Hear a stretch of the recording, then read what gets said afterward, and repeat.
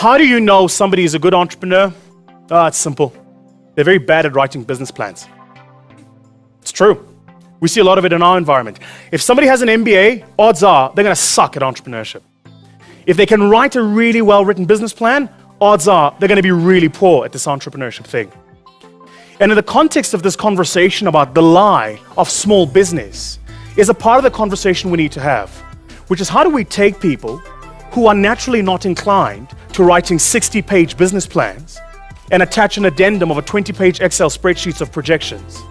And by the way, 8 years in finance as a venture capitalist, I have never seen an Excel spreadsheet that says the business won't make money. The business always makes money. The revenue line is always up, costs are always down, and profit is a perpetual quest of cream and water. People who are good at writing the document are usually very bad in the real world at making the adaptations that they need to make. So we need to create a culture that says start. Start badly, start scrappy, make mistakes, fail, start again, but whatever you do, just start.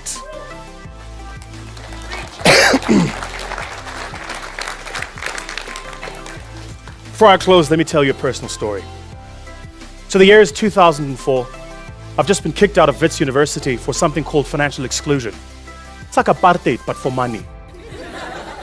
It basically means you don't have enough money to pay your fees. So I go, what am I going to do? And I go, well, I've got this thing called public speaking. It's a gift. I've won the world championship. Maybe I could do that, right? So I start a public speaking business. I get a small little office. It's a nice little office. I've got a secretary. And here's the thing. My business plan said I was going to make money from month 1. The financial model says month 3, I was cash flow positive. 6 months in, I haven't received a single booking. Not a cent in my bank account. I've used up all the little savings I had up to that point. My secretary then says, listen, I'm willing to come to work for another month, but after that, if you can't pay me, I really can't come here anymore. The bank's chasing me because I haven't paid off my car. And if you don't pay off your car, the bank does this thing, I love the term, it's called a repossession. Which means when you signed the contract, you thought you owned it, you didn't really. We always owned it, we just didn't tell you. So now we're taking it back. And so the bank rang me up and said, listen, if you don't start paying for your car, we need to take it back. So I absconded. I left my home and I went to live in my office. Because the other thing about signing the bank contract is if you ever sign a bank contract, it's got that thing called a domicilium citandi et executandi, which is Latin for where do we find you when we need you? So they had my home address, right? And I absconded and I went to live in my office. In 7 months, I lived in the basement of my office. The only meal I used to have often was driving to my then girlfriend, now wife's house. Her father hated me, so I always went there during lunch when he was at work.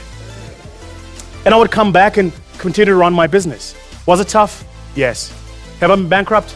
Absolutely. But ladies and gentlemen, I am privileged enough to stand here and say to you, I've made more money than I never thought imaginable. And I have not done it because I'm particularly more able than other people. I've done it purely because I've been afforded the opportunity to start.